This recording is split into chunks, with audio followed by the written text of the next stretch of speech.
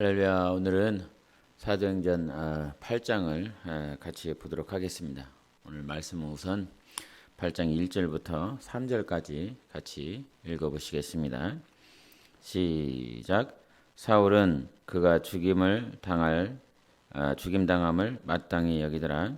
그날에 예루살렘에 있는 교회에 큰 박해가 있어 사도 외에는 다 유대와 사마리아 모든 땅으로 흩어지니라. 경건한 사람들이 스데반을 장사하고 위하여 크게 울더라. 사울이 교회를 잔멸할새 각 집에 들어가 남녀를 끌어다가 옥에 넘기니라. 아멘.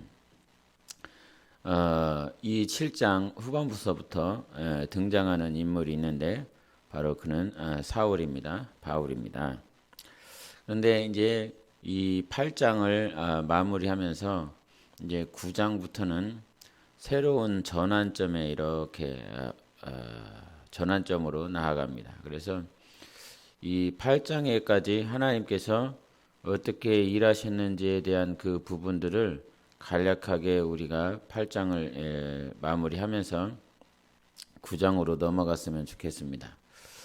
하나님의 그 말씀 언약을 따라서 사도행전 1장에 아버지께서 약속을 하셨고 그 약속한 성령님을 기다리고 모시기 위해서 초대교회 성도들, 예수님의 승천을 바라봤었던 제자들이 다 같이 함께 모여서 성령이 오시기를 기다렸었던 1장의 모습들, 전심으로 그것만 기도했습니다. 2장에 들어서 함께 모여서 기도할 때에 성령이 임하셨고 그 성령이 임하신 역사가 하나님의 말씀을 따라 이루어진 것이다 라고 하는 베드로의 설교를 우리가 보게 됩니다.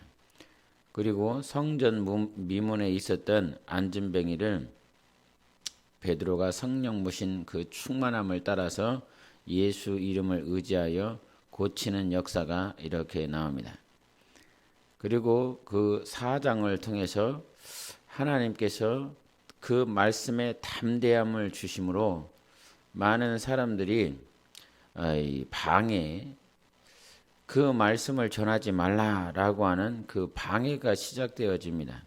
그 전에도 있었지만 이 방해들이 더 심하게 진척이 되어지는 것을 보게 됩니다. 오늘은 그 4장부터 이 8장에 어떠한 역사가 있었는지 그 부분을 조금 더 조명했으면 좋겠습니다. 우리 4장 18절의 말씀을 같이 읽어보시겠습니다. 4장 18절입니다. 같이 읽습니다. 시작. 그들을 불러 경고하여 도무지 예수의 이름으로 말하지도 말고 가르치지도 말라 하니, 복음을 전할 때 있어서 한 번도 박해가 없이 복음이 증거되어진 일이 없습니다.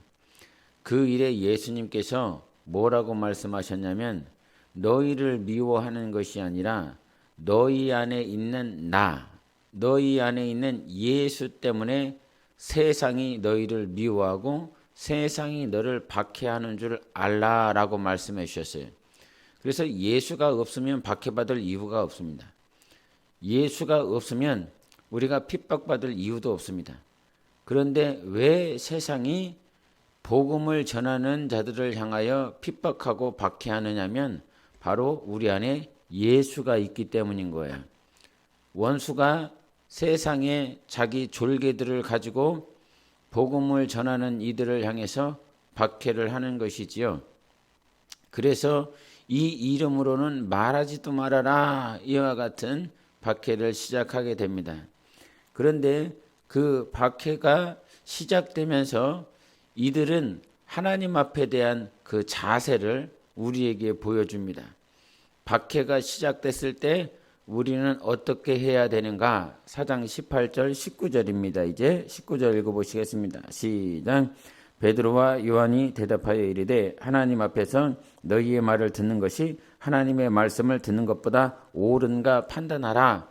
박해가 시작되었을 때 가지고 있는 자세는 무엇이냐면 하나님의 말씀을 듣는 것이 더 옳다라고 하는 확실한 가치관, 주관을 가지고 있는 거예요.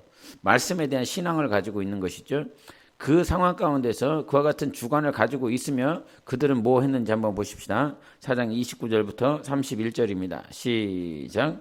주여 이제도 그들의 위협함을 굽어보시옵고 또 종들로 하여금 담대히 하나님의 말씀을 전하게 하여 주시오며 손을 내밀어 병을 낫게 하시옵고 표적과 기사가 거룩한 종 예수의 이름으로 이루어지게 하옵소서 하더라. 빌기를 다음에 모인 것이 진동하더니 무리가 다 성령이 충만하여 담대히 하나님의 말씀을 전하니라. 이 박해가 있었을 때에 두려워 떠는 것이 아니라 하나님의 말씀을 전하는 것이 옳다라고 하는 거룩한 믿음이 있어요. 성령이 붙잡아 주시는 믿음이 있죠. 그런 그 믿음으로 그냥 사는 것이 아니라 그런 박해가 있었을 때, 핍박이 있었을 때에 오늘 4장 29절부터 31절까지 보았던 것처럼 그들은 기도한다 이 말이에요. 뭐라고 기도합니까? 저들이 위협함을 하나님 굽어보시옵소서. 그리고 종들로 하여금 하나님의 말씀을 담대히 전할 수 있도록 표적과 기사가 거룩한 종 예수의 이름으로 이루어지게 하여 주시옵고 또한 우리가 손을 내밀 때에 병이 낫게 하여 주시옵소서. 그와 같이 기도를 간절히 한다 이 말이죠. 그리고 그 기도함과 동시에 하나님께서 응답하여 주셔서 모인 곳이 온 천지가 진동을 하였고 하나님이 응답하여 주셔서 성령에 충만하니까 담대히 하나님의 말씀을 전하더라라고 하는 거예요. 박해가 시작되어집니다. 그 박해가 시작될 때에 말씀에 대한 온전한 믿음이 있어야 되고 그것으로 인하여 이 사도들, 초대교회 성도들 또 제자들은 무엇을 더 간절하게 하냐면 기도를 간절하게 한다는 거예요. 그 기도를 통해서 이 박해를 이겨나가는 것입니다. 또 5장을 보시겠습니다. 5장에 보면 우리가 아나니아와 삽비라의 그 사건을 보게 되었습니다. 지난번에도 같이 말씀을 나누었던 것처럼 아나니아와 삽비라는 사람에게 칭찬받고자 하는 그 당시에 절기를 지키러 온 많은 자들이 있었기 때문에 초대교인들은 어떻게 하면 저들을 잘 섬길까라고 하는 거룩한 마음들이 있었어요. 그래서 자기가 가지고 있는 재산을 자기의 것으로 생각지 아니하고 어떻게 하면 영혼을 섬길까 그러면서 헌신하는 모습들을 보게 됩니다. 그들이 헌신하는 모습에 아나니아와 삽비라는 동기부여를 받았지만 그 동기가 아주 불순한 거였어요. 사람에게 칭찬받고 높임을 받는 그 모양들 성령으로 하지 아니하니까 결국은 행위적인 것, 자기 안에 사탄의 역사가 그 안에 스물스물 들어왔습니다. 그러므로 아나니아와 삽비라는 하나님 앞에 이렇게 드리겠다라고 하는 목표대로 하지 아니하고 사탄에게 속아서 결국은 원수의 종이 된다 이 말이죠. 이 행위 중심적인 모양들이 초대교인들에게 영향을 미쳤다라고 그런다면 정말 큰일 나는 것입니다. 여러분 성령으로 하지 않고 사람에게 칭찬받기 위해서 영적 생활을 한다라고 하는 건 이거 영적 생활이라는 표현이 우스운 것이지만 종교 생활을 할 수밖에 없는 그런 자들이 한 명씩 두 명씩 나온다고 생각을 해보세요. 이것이 얼마나 마지막에 그 결과에는 처참하게 교회가 깨지는 것은 이게 큰 문제로부터 시작되는 것이 아니라 한두 사람이에요. 한두 사람. 한두 사람이 주일 성수하지 않는 것을 당연하게 생각하고 있어. 그저 주일 낮 예배만 드리고 오후 예배 같이 성도들과의 드리는 그런 교제와 사귐과 찬양이 없이 그렇게 귀가한다고 생각을 해보십시오. 그런데 믿음이 연약한 자들이 믿음이 있어 보이고 예배도 잘 드리고 헌신도 잘하는 사람이 그렇게 주일 낮 예배만 드리고 가는 모양들을 믿음이 연약한 사람들 한두 사람들이 그렇게 보기 시작한다 생각을 해보십시오. 예? 귀에 들려지는 것이 저 형이 저렇게 하니까 나도 저렇게 하고 싶다고, 저 집사님이 저렇게 하는데 나는 왜 못하냐고, 저 권사님은 저렇게 하는데 나는 왜 못하냐고, 집사는 왜 못하고 나는 왜 이렇게 못하냐고 반박한다라고 그런다면 아주 할 말이 없는 거죠. 예? 누구를 보고 따라가느냐에 따라서 영적 생활이요 굉장한 차이가 있는 것입니다. 아브라함을 따라가는 자가 있는가 하면 롯이 소돔과 고모라 땅을 향해서 확 무섭게 간다 이 말이에요. 예? 그 하나님께서 마치 복을 주신 것 마냥 보여주는 육체의 그 롯은 자기의 마음과 생각을 빼앗겼어요. 여러분, 교회는 분명히 사람에게 칭찬받는 것이 아니라 하나님께 칭찬받을 날이 있기 때문에 하나님을 보면서 영적 생활하시기를 예수 이름으로 축원합니다. 목사 보면서 따라오지 마세요. 전도사, 집사, 권사들 보면서 영적 생활하는 게 아니에요. 우리는 예수 그리스도를 보고 따라가는 자들이라 이 말이야. 예수 그리스도. 그래서 영적 생활을 할 때 누구를 나의 롤 모델로 이렇게 하고 따라가느냐. 예? 저희 지난번에 저희 둘째 녀석하고 이게 좀 대화를, 교회가 어떻게 이루어졌고 교회가 어떠한 방향으로 나아갔고 그런 이야기들을 잠깐 한 적이 있습니다. 1시간 반 정도.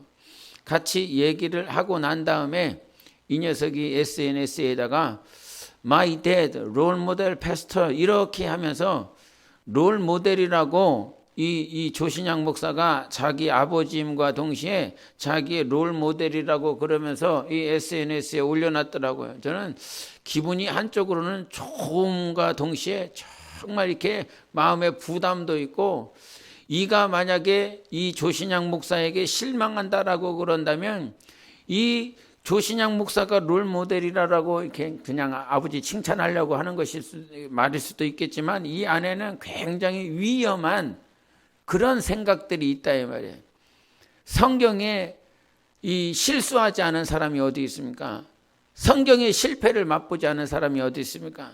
그런데 실패하지 않을 것 같은 그런 목사나 직분자들이나 저 사람이 하는 대로 이렇게 배워야 된다라고 하는 그런 생각들이 있을 때 당연히 배워야 되겠지만, 실패와 좌절스러운 그런 모양들이 나타났을 때에 그 사람을 보고 간 사람은요 큰 충격에 휩싸이는 것입니다. 과거에 대통령이 이 탄핵이 되어졌을 때에 왜 국민들이 분노하면서 일어났습니까? 그것은 대통령은 저렇게 하면 안 되는 건다.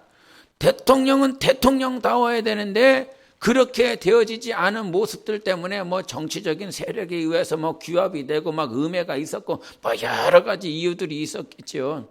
뭐 당연히 뭐 그 속안을 들어가서 볼 수는 없으니까 그냥 이렇게 겉에서 본 제3자의 입장으로서 저도 그냥 말하는 것 뿐이에요. 그것이 아니면 아닌 것이고. 그런데 중요한 것은 무엇이냐면 대통령이 대통령다워야 된다는 거죠. 그러나 대통령이 대통령다워야 되는데 그렇게 되지 못한 것 때문에 분노했던 거 아닙니까? 목사가 목사다워야 되고 직분자가 직분자다워야 되는데 그렇게 되어지지 않아. 왜 세상이 교회를 향해서 분노하고 있습니까? 나 교회가 그런 줄 몰랐다 이 말이죠. 목사가 그런 줄 몰랐다 이 말이죠. 크리스천들이 그런 줄 몰랐다 이 말이죠. 그래서 분노하고 그래서 정말 이 안에서 많은 위기감을 느끼는 것이 요즘 현대교회와 목사들, 크리스천들인 것이죠. 그럼에도 말을 하고 싶은 것은 무엇이냐면, 영생을 주신 분은 교회가 아니고 목사도 아니고 직분자도 아니고 바로 하나님께서 우리에게 주신다 이 말입니다. 그래서 여러분 5장에서 아나니아와 삽비라와 같은 그런 실수가 우리에게 나타날 수 있어요. 사람을 보며 달려나가는 것은 분명한 이 오해를 낳을 수 있습니다. 그런데 여러분 하나님께서 어떻게 일하셨냐면 아나니아와 삽비라를 그 자리에서 거두어 버렸어요. 교회가 그 행위 중심적이고 어떤 형식적인 그런 매너리즘에 빠질 수 있는 그 찰나에 하나님은 교회를 사랑하여 주셔서 어떻게 일하셨냐면, 우리 5장 5절과 11절을 보시겠습니다. 5장 5절과 11절 시작. 아나니아가 이 말을 듣고 엎드러져 혼이 떠나니 이 일을 듣는 사람이 다 크게 두려워하더라. 11절 온 교회와 이 일을 듣는 사람들이 다 크게 두려워하니라. 그렇게 교회가 매너리즘의 종교 형식적인 그런 상황에 빠질 수 있을 때 하나님께서는 처절하게 심판하셔서 이와 같이 살면 안 된다라고 교회를 제대로 세워주셨습니다. 성도들의 마음을 확실히 변화시켜 주신 것입니다. 온 교회와 사람들이 두려워 떨더라 이 말이에요. 아나니아와 삽비라가 그 자리에서 죽으니까 그 모양을 보면서 하나님께서 교회가 매너리즘의 형식주의에 빠지지 않도록 하나님께서 그와 같이 세워주신 것입니다. 우리 6장도 한번 보십시다. 6장 1절 시작. 그때에 제자가 더 많아졌는데 헬라파 유대인들이 자기의 과부들이 매일의 구제에 빠짐으로 히브리파 사람을 원망하니, 여기서 원망한다라고 하는 말은 공기스모스라고 해서 무슨 뜻을 말하라고 했냐면 뒷담한다는 말이에요. 원망한다는 말은 뒤에 가서 당연히 원망하니까 그 앞에서는 하지 못하고 뒤에 가서 밀담을 한다 이 말이에요. 뒷담화를 한다 이 말이에요. 그것이 원망한다는 거예요. 헬라파 유대인들이 그 뒤에 가서 히브리파 유대인들을 욕하기 시작하는 것이죠. 목사를 이 앞에 면전에서는 욕을 못하고 뒤에 가서 집에 가서 욕을 한다 이 말이에요. 여러분, 그와 같이 교회에 구제 사역하는 것 때문에 이 초대교회에서는 구제 사역에 대한 문제이겠지만 어떤 교회 안에 있는 그런 문제들을 가지고 집에 돌아가서요. 집에 돌아가서 믿음 약한 남편 앞에서 목사를 욕하고 교회를 욕하고 직분자를 욕하여 뒷담화하는 거예요. 공기스모스를 하고 있는 거예요. 원망을 하고 있는 거예요. 그런 교회가 제대로 세워지겠습니까? 그런 교회는 절대 세워지지 않습니다. 믿음이 연약한 자들 앞에서 교회에 분명히 부족하고 연약한 게 있어요. 잘못된 것이 분명히 있을 수 있어요. 그러나 영혼을 살리려면 내가 기도하는 자리에 서 있어야지, 그 뒤에 가서 밀담하고 뒷담화한다라고 그런다면 그 영혼은 절대 회복되어질 수 없습니다. 절대 일어날 수가 없습니다. 그런 원망하고 뒷담화하고 있는 그 교회에 하나님께서는 사도들을 똑바로 세워주시는데 그것이 6장 2절이었어요. 시작. 12사도가 모든 제자를 불러 이르되 우리가 하나님의 말씀을 제쳐놓고 접대를 일삼는 것이 마땅하지 아니하니. 이런 구제 사역을 하고 있는 가운데 원망하고 욕하게 만드는 존재가 누구였겠습니까? 당연히 마귀라 이 말이요. 미혹의 영들, 귀신들이 그런 사역 가운데서 틈을 타서 교회를 음해하게 만들고 무너뜨리려 한다 이 말이에요. 그런데 그 음해하고 무너뜨리려고 하는 그 찰나에 사도들은 정신을 똑바로 차리고 우리가 지금 무엇을 미스하고 있는지, 무엇을 실수하고 있는지 알아차린다 이 말이에요. 이것이 하나님의 은혜인 줄 믿습니다. 하나님께서 교회를 세워나가는 그런 방법인 줄 믿어요. 그때의 사도들이 실수한 것은 무엇이냐면 하나님의 말씀을 놓치고 있다라고 하는 사실. 그래서 이 사도들은 하나님의 말씀을 다시 붙잡기 시작합니다. 사역에 집중하지 않냐고 말씀을 붙잡기 시작합니다. 그리고 직분자들을 세웁니다.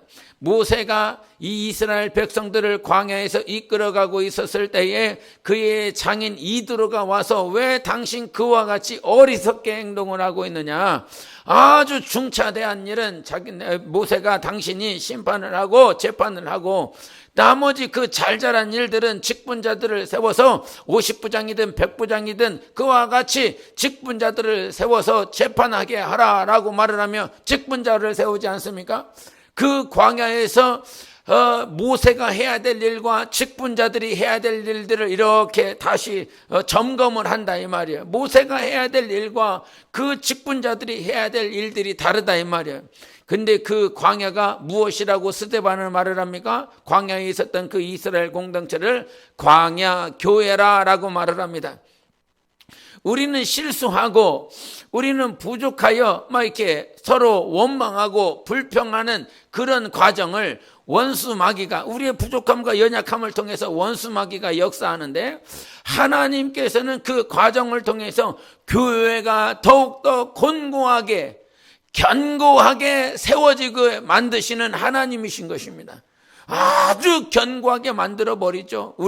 나는 이 일들을 할 테니까 너는 그 일들을 하라. 그러면서 6장 7절에 뭐를 말하냐면 하나님의 말씀이 점점 왕성하여 예루살렘에 있는 제자의 수가 더 심히 많아지고 허다한 제사장의 무리도 이 도에 복종하니라. 이 원수는 계속 공격을 하고 있어요. 예? 이 이름으로 복음을 전하지 말라고 그래요. 그리고 아나니와 삽비라를 통해서 형식주의, 행위적인 그런 것들을 교회에 심어주려고 그래요. 그런데 하나님께서는 그 교회를 더욱더 견고하게 만들어주셔서 온 교회와 성도들이 두려워 떨게 만들어요. 하나님을 경외하게 만들어버려요. 또 구제사역을 통해서 원수가 틈타려고 하는 그 찰나에 사도들은 본질을 잃어버렸다라고 하는 사실을 다시 한번 회복하고 말씀으로 돌아가고 그 사건을 통해서 직분자들이 세워지기 시작해요. 많은 무리들을 이 직분자들을 세워서 성령과 지혜가 충만한 자들을 통해 교회가 세워지기 시작한다 이 말이죠.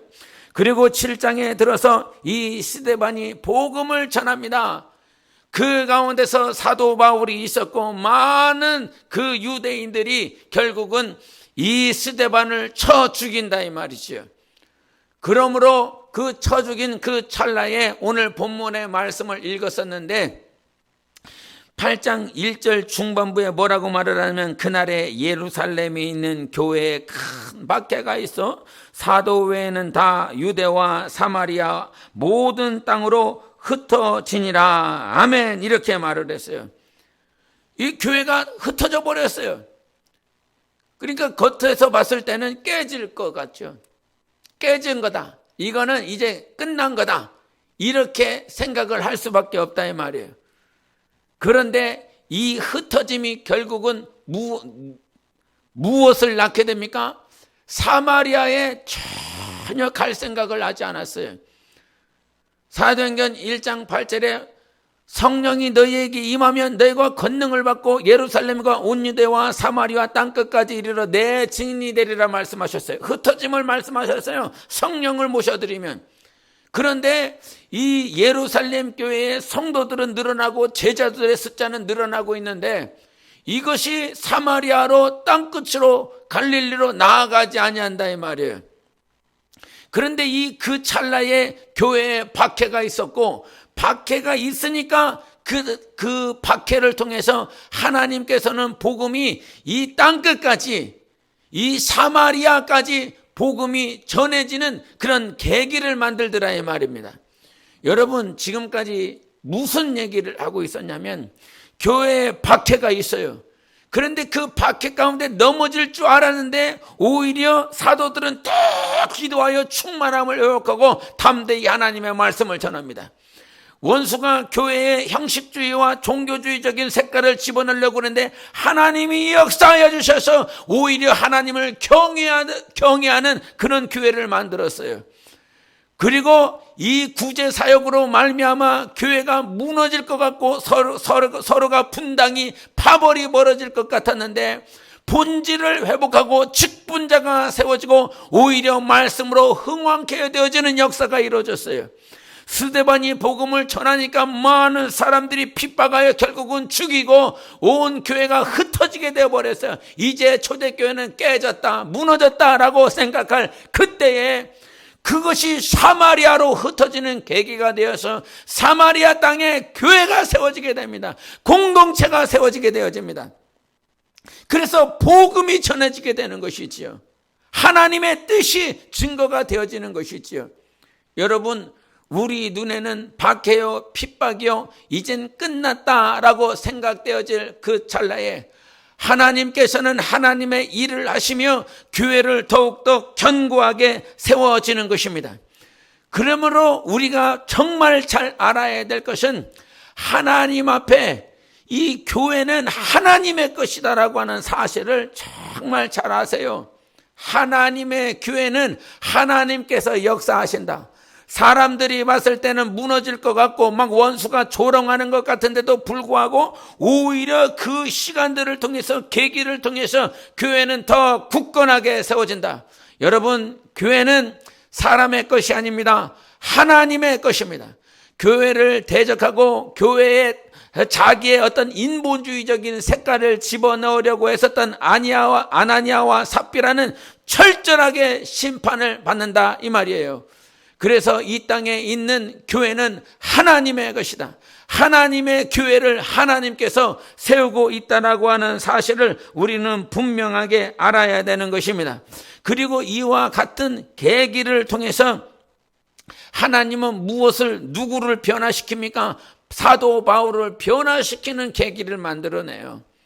한 사람이 변하는 것입니다. 지난번에도 잠깐 얘기했지만 베드로를 통해서는 3,000명, 5,000명이 회개하고 믿는 자의 숫자에 가입되어져요. 그런데 스데반은 복음을 전하고 난 다음에 뭐 몇백 명이 변화된 것도 아니에요. 몇십 명이 변화된 것도 아니고 그 자리에서 그냥 순교하고 끝났다 이 말이에요. 그러나 이 스데반의 순교함과 동시에 누가 등장하고 있냐면 바로 사울이 등장하고 있습니다. 하나님은 그 사울을 변화시키기 위하여 그와 같은 과정, 거룩한 순교를 예비해 놓으신 것이지요. 그 한 사람이 변화됨으로 인하여 어디가 변화됩니까? 유럽이 변화되게 되어집니다. 로마가 변화되어집니다. 300년 지나서 그 로마는 기독교를 공인시켜버립니다. 지금 한 사람이 변화되는 것이 내 눈에는 아무것도 아닌 것 같아 보여도 그 사람이 변화되면 가정이 변화되게 되어 있어요. 여러분, 회사의 CEO가 복음으로 변화되면 그 회사가 변화되는 것 아닙니까? 그 전까지는 이 CEO가 변화되기 전까지는 끝나면 그 회식 자리에서 술 먹고 담배 피고 유흥을 즐기는 그런 회사였다면 CEO가 변화되면 그 직장에서 아침 예배를 드리고 기도하고 기도하는 자들을 통해서 그 회사가 복음으로 변화되더라 이 말이죠. 여러분, 가정도 마찬가지입니다. 남편이 변화되면 그 변화되지 않았었던 그 가정에 남편 하나만 변하면 그 가정이 변화되게 되어 있어요. 아내 한 명만 변해도 그 가정은 변화되게 되어 있어요. 저는 정말 감사한 것이 무엇이냐면 제가 우리 가정에 처음 예수를 믿은 사람이거든요. 내가 만약에 예수를 믿지 아니하였다면 지금의 자녀들이 있었을까? 하나님의 뜻대로 살려고 하고 비록 부족하고 연약하여 넘어지는 순간이 있지만 어떻게 해서든지 하나님의 뜻대로 살고 싶은 자녀들이 있었을까? 서로 정말 이 마음이 하나가 되어서 예수님의 뜻이 무엇인지, 어떻게 하면 예수님의 뜻대로 살 것인지 같이 교제가 되어지는 자식, 얼마나 감사한지요. 세상에 그런 교제가 되는 그런 자식들이 있습니까? 이제 중학생, 고등학생 되면 나도 이제 내 뜻이 있고 내 인격이 있고 내가 있으니까 타치하지 말라고 중2병이라고 그러잖아요. 그래서 부모와 자식이 단절이 되고 교제가 안 되고 너는 너 나는 나 그렇게 살아가지 않습니까? 그런데 제가 하나님의 뜻대로 정말 예수 그리스도를 영접하여 변화되어서 우리 가정이 하나의 목적, 하나의 목표, 표대이신 예수 그리스도를 위해서 달려나가는 그 모양이 얼마나 감사한지요.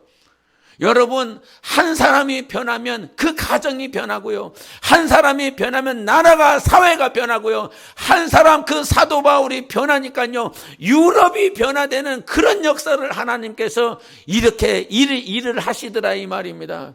여러분, 나 하나 변하는 것이 우습다라고 말하지 마세요. 나 하나 변화되는 것이 뭐 대소냐고 그렇게 말하지 마세요. 나 하나가 정말 변화되면 내 가정이 진짜로 변하게 되어 있어요. 그래서 우리 하나님께서 오늘도 한 사람 변화시키는 그 통로로 우리를 부르신 것입니다. 내 남편을 변화시키는 통로로 나를 부르신 것이고, 내 아내를 변화시키는 통로로 나를 부르신 것이고, 내 자녀를 변화시키기 위하여 나를 부르고 있는 줄 믿습니다. 그 하나가 변화되면 그 하나를 통해서, 이 바울을 통해서 정말 그렇게 핍박하고 박해했었던 그를 통해서 유럽이 변화된 것처럼 우리 하나님께서 나를 변화시키시면 내가 있는 그 공동체, 내가 있는 그 삶이 정말로 변화될 줄 믿습니다. 그래서 여러분, 한 영혼을 변화시키는 일에 가장 필요한 것이 무엇인지 압니까? 복음이에요. 복음이 변하는 거예요. 예? 복음이. 사도 바울은 이 자기의 육체의 가시가 있었다라고 말을 했어요. 그 육체의 가시가 있어서 하나님 앞에 기도했어요. 즉 자기의 육체의 가시, 그것이 어떤 사람들은 마음의 병이라고 말을 하기도 하고 어떤 사람은 육체의 병이라고 말을 하는데, 이와 같은 아픈 가시가 있다 이 말이에요. 자기 스스로도 자기의 육체의 가시를 해결할 수 없는 사람이 바로 사도 바울이었어요. 그런데 자기 문제도 자기의 질병도 해결할 수 없었던 이 사도 바울은 가는 곳곳마다 유대 회당에서 복음을 전했습니다. 말씀을 전했습니다. 그런데 말씀을 전했더니 그 말씀이 역사하더라 이 말이에요. 자기 병도 못 고치는데 그 복음을 전한다 이 말이에요. 하나님께서 뜻이 있어서 육체의 가시를 거두시지 아니하셨지요. 그런 삶을 살아가고 있는 사도 바울이었지만 복음을 전하는 곳마다 복음이 역사했다 이 말이에요. 즉 이 말은 무슨 말인지 압니까? 사도 바울 자체에게 능력이 있는 것이 아니에요. 베드로 자체에게 능력이 있는 것이 아니에요. 베드로와 요한이 계속 말했던 것처럼 내게 우리에게 능력이 있는 것처럼 생각하지 말아라. 예수의 이름에 능력이 있다. 예수의 말씀에 능력이 있다라고 말씀해 주신 것이에요. 그래서 여러분, 복음은 내가 전하는 게 아니라면, 내가 능력이 있으면 전하는 게 아니에요. 내가 은사가 있으면 전하는 게 아니에요. 내 안에 그저 예수 그리스도의 말씀을 전하는 것입니다. 여러분, 병을 고치는 데 있어서 의사와 약사가 필요해요. 의사와 약사가 처방을 해야 되니까요. 그러나 의사와 그 어떤 간호사가 아니면 약사가 고치는 게 아니라 이 말이에요. 의사와 약사가 처방한 그 약이 사람 몸에 들어가고 이 주사를 통해서 이 약물이 몸 안에 들어갔을 때에 그 육신을 치료하는 것이죠. 비록 처방은 약사와 또 의사가 하는 것이지만 진짜 내 몸을 변화시키는 것은 약이 변화시킨다 말이에요. 약물이 들어와야 된다 이 말이죠. 이 생명이라고 하는 이 영양분이 들어와야 이 몸이 변화가 되어지고 고침을 받을 수 있는 것입니다. 이와 똑같아요. 우리는 이 영혼을 살리는 의사와 약사와 같은 존재들이에요. 저 사람의 문제는 무슨 문제입니까? 복음이 없다라고 하는 문제지요. 저 사람이 오늘 우울증에 걸리는 문제는 무엇입니까? 복음이 없기 때문인 것입니다. 저 사람이 왜 자살하려고 그럽니까? 우리는 처방을 한다 이 말이에요. 어떤 처방? 복음이 없다는 거지요. 그것이 처방인 거예요. 그래서 복음의 시작 예수 그리스도를 우리에게 말씀해 주셨잖아요. 그러면 우리가 처방해서 저 사람은 지금 복음이 없기 때문이다. 말씀이 없기 때문이다. 그러면 약을 줘야 될 거 아닙니까? 복음을 줘야 될 거 아닙니까? 그러면 약을 주면 그 사람이 약을 받아서 먹는다라고 한다면 복음이 역사하는 거예요. 복음이 그의 영혼을 변화시키는 거예요. 복음이 하나님의 말씀이 우울증에서 일어나게 하고 자살해서 일어나게 하고 죽으려고 하는 것에서 생명을 택하게 되어 있다 이 말이에요. 무슨 말입니까? 복음이 일하는 것입니다. 복음이 전도하는 것입니다. 하나님의 말씀이 영혼을 바꾸는 것입니다. 내가 바꾸는 것이 아니라 내가 전하는 이 복음이 영혼을 바꾸는 것입니다. 이 사실을 명심하십시오. 그래서 복음을 전하는 자가 능력이 있는 것이 아니라 이 복음을 전하는 자의 복음이 능력이 있는 것입니다. 이 사실을 알고 언제 어디서나 복음을 전하여 한 영혼을 변화시킬 수 있는 은혜가 있으십시오. 평생 살면서 한 영혼이라도 변화시키는 통로로 나를 사용하여 주시옵소서. 스데반을 통하여 그 바울이 변했습니다. 그리고 빌립 집사를 통해서 에디오피아 내시가 그 복음을 받아들이고 변화되어서 이 아프리카 땅에서 기독교 국가라고 할 수 있는 유일한 나라는 바로 에디오피아 그 나라라 이 말이에요. 빌립이 전한 그 복음을 가지고 침례를 받고 변화되어져서 에디오피아 땅에 돌아갔었던 그 내시는 복음을 전하고 예수를 전하고 그것이 지금까지 유래하여 그들이 복음을 받아들이는 기독교 국가로서 살아가고 있는 것입니다. 빌립은 그 에디오피아 집사 에디오피아 내시 한 사람을 변화시켰더니 그 에디오피아 내시가 자기 나라로 돌아가서 그 나라를 변화시키는 통로가 되더라 이 말이지요. 여러분, 한 영혼을 변화시키십시다. 한 영혼을 구원하십시다. 그 일에 나를 사용하여 주셔서 가정과 사회와 국가가 변할 수 있는 그런 먼 미래적인 열매가 맺어지시기를 예수 이름으로 축원합니다. 함께 기도하겠습니다. 하나님, 오늘도 나를 변화시켜 주시고 한 영혼을 변화시켜 주시옵소서. 내게 복음을 전할 수 있는 거룩한 성령의 충만함, 담대히 하나님의 말씀을 전할 수 있도록 사도들이 기도했던 것처럼 우리도 기도합니다. 오늘도 담대히 하나님의 말씀을 전하여 변화시키는 역사가 있도록 함께 기도하시겠습니다. 예수여, 오늘도 살아계신 하나님 아버지 감사합니다. 한 영혼을 변화시키기까지 우리를 기다려주신 우리 주님을 찬양합니다. 우리 하나님 아버지와 복음이 변화되게 해서 복음의 역사할 줄 믿습니다. 복음이 증거되어지고 복음이 변화시킬 줄 믿습니다. 우리 입술에 담대히 하나님의 말씀을 증거하고 나타낼 수 있는 자가 되게 하여 주시면서 우리에게 성령의 충만함을 허락하여 주시면서 성령으로 충만하여 담대히 하나님의 말씀을 증거하여 그 복음이 역사하고 변화시키는 더